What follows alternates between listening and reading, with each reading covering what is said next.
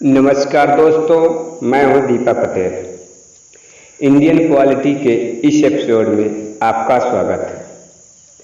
आज हम लोग भारतीय संविधान की अनुसूचियों के बारे में समझेंगे। तो चलिए शुरू करते हैं। संविधान की अनुसूचियाँ।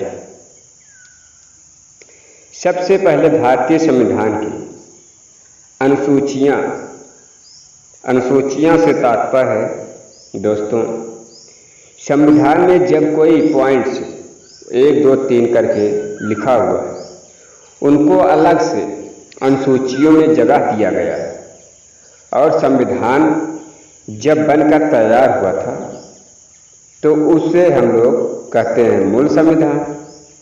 दोस्तों, मूल संविधान में अनुसूचियों की संख्या 8 थी और बाद में क्रमिक रूप से अनुसूचियों की संख्या बढ़ती गई और वर्तमान में अनुसूचियों की संख्या 12 हो गई। दोस्तों, समझने के लिए हम लोग पहले उन 8 अनुसूचियों को पढ़ेंगे जो मूल संविधान में थी, और उसके बाद में उन 4 अनुसूचियों को पढ़ेंगे जो बाद में जोड़ी गई संविधान संशोधन के द्वारा। दोस्तों, सबसे पहला प्रथम अनुसूची है। दोस्तों, प्रथम अनुसूची में भारत के राज्य का वर्णन किया गया है। राज्यों और केंद्र शासित का जो लिस्ट है वो प्रथम अनुसूची में देखने को मिलता है। अब हम आते हैं द्वितीय अनुसूची में। दोस्तों, दूसरी अनुसूची में विभिन्न पदों पर अधिकारियों के वेतन एवं भत्ते का वर्णन मिलता है। जो बड़े पद हैं केवल उनके लिए, जैसे राष्ट्रपति, उपराष्ट्रपति, लोकसभा के अध्यक्ष हैं, राज्यसभा के अध्यक्ष हैं, इसके अलावा अन्य न्यायाधीश भी हैं, तो इन सभी के वेतन एवं भत्तों का वर्णन द्वितीय अनुसूची में मिलता है। अब आते हैं हम लोग तृतीय अनुसूची में। दोस्तों, तृतीय अनुसूची में उन्हीं पदाधिकारियों के जिनका जिक्र हमने द्वितीय अनुसूची में किया है, उनके शपथ ग्रहण का वर्णन है।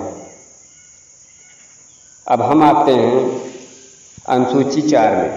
दोस्तों, अनुसूची 4 में आपको पता होगा कि संसद में 2 सदन हैं, एक लोकसभा और दूसरा राज्यसभा। यहाँ पर राज्यसभा के बारे में बताया गया है कि किस राज्यसभा के कितने सीटें होंगी और किस केंद्र शासित प्रदेश से कितनी सीटें होंगी। तो दोस्तों, अब हम आते हैं 5वीं अनुसूची में। अनुसूची 5 में भारत के विभिन्न अनुसूचित जाति जनजाति के प्रशासन का वर्णन मिलता है कि उनके लिए एक विशेष प्रशासन की व्यवस्था की जाएगी। अनुसूचित एवं जनजाति के लिए उसका वर्णन दोस्तों अनुच्छेद 5 में मिलता है। अनुसूची 5 में मिलता है। अब आते हैं हम लोग 6वीं अनुसूची में।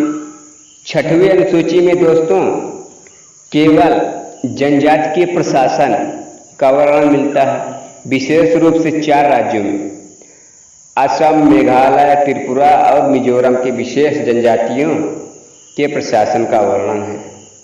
दोस्तों, इस पॉइंट को ध्यान में रखिएगा कि अनुसूची 5वीं और 6वीं में अनुसूचित एवं जनजातियों के प्रशासन का वर्णन मिलता है।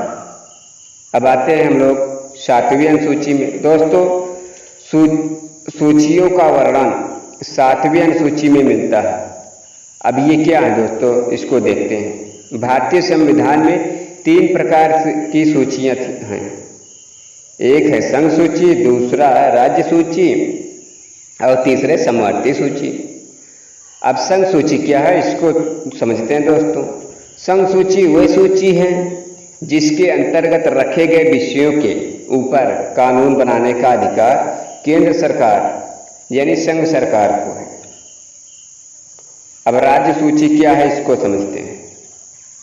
राज्य सूची में रखे गए विषयों पर कानून बनाने का अधिकार राज्य सरकार को है।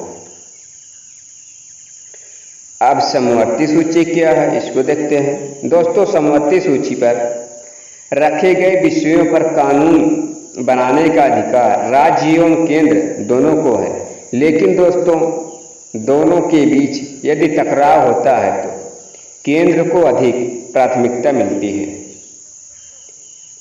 दोस्तों, कई बार क्वेश्चन बनते हैं कि इन सूचियों में कितने विषय हैं। तो दोस्तों, संघ सूची में पहले 97 विषय थे, जबकि बाद में बढ़कर 100 विषय हो गए। राज्य सूची में विषयों की संख्या पहले 66 थी, बाद में घटकर 61 हो गई। समवर्ती सूची में विषयों की संख्या पहले 47 थी और अब बढ़कर 52 हो गई, 52 हो गई। अब आते हैं हम लोग 8वीं अनुसूची में। 8वीं अनुसूची में भाषा का वर्णन।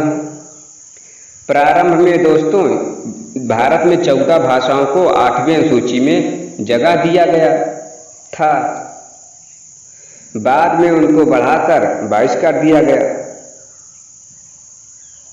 यानी वर्तमान में 8वीं अनुसूची में 22 भाषाएं हैं। एक बार हम लोग इसको कुछ रिवीजन करते हैं। पहले अनुसूची में भारत, उसके राज्य, संघ, राज्य एवं केंद्र शासित प्रदेशों का लिस्टिंग है। दूसरी अनुसूची में उनके वेतन एवं भत्ते का वर्णन है। तीसरी अनुसूची में उनके शपथ का वर्णन है। चौथी अनुसूची में राज्यसभा के सीटों का वर्णन मिलता है। 5वीं अनुसूची में अनुसूचित एवं जनजातियों का वर्णन।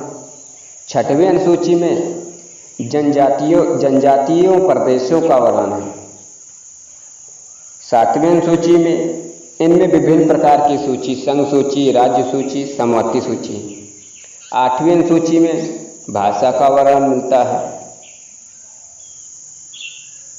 अब हम लोग पढ़ते हैं उन अनुसूचियों को जिनको संविधान में बाद में जोड़ा गया। अब आते हैं 9वीं अनुसूची में। दोस्तों, इसको प्रथम संविधान संशोधन 1951 में जोड़ा गया। इसमें भूमि सुधार व्यवस्था को अपनाया गया है। प्रारंभ में इसको न्यायालय में चुनौती नहीं दी जा सकती थी और वर्तमान में इसको न्यायालय में चुनौती दी जा सकती है।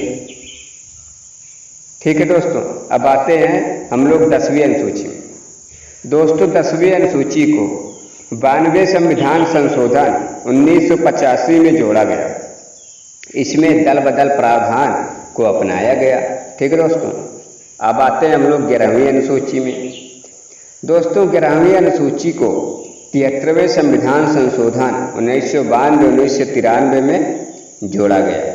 इसमें पंचायती राज व्यवस्था को अपनाया गया है। इसके तहत 29 कार्य पंचायती व्यवस्था में जोड़े गए। अब आते हैं हम लोग 12वीं अनुसूची में। दोस्तों, 12वीं अनुसूची को 74वें संविधान संशोधन 1992-1993 में जोड़ा गया। इसमें जो है नगर प्रशासन को अपनाया गया है। इसमें 18 कार्य क्षेत्रों को सौंपा गया है। तो दोस्तों, ये 12 अनुसूचियाँ थी। तो दोस्तों, हमने अनुसूचियों को पूरा पढ़ लिया है, यानी समझ भी लिया है, जो वर्तमान में हमारे संविधान में मौजूद हैं। ठीक है दोस्तों, तो दोस्तों इस टॉपिक को पूरा समझने के लिए आपको बहुत बहुत धन्यवाद। अगर आपने हमारे इस YouTube चैनल को सब्सक्राइब नहीं किया है तो सब्सक्राइब जरूर कर लीजिए।